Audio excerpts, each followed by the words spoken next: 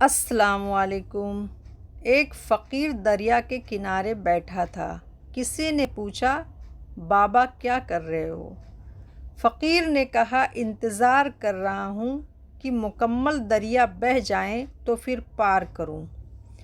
اس آدمی نے کہا، کیسی بات کرتے ہو بابا؟ مکمل پانی بہنے کے انتظار میں تو تم کبھی دریا پار ہی نہیں کر پاؤ گے۔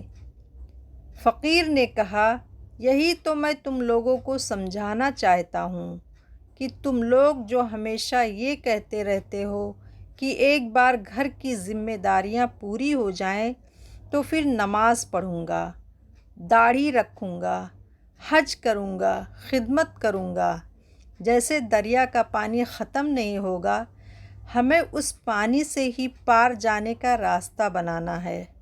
اسی طرح زندگی ختم ہو جائے گی، پر زندگی کے کام اور ذمہ داری کبھی ختم نہیں ہوگی۔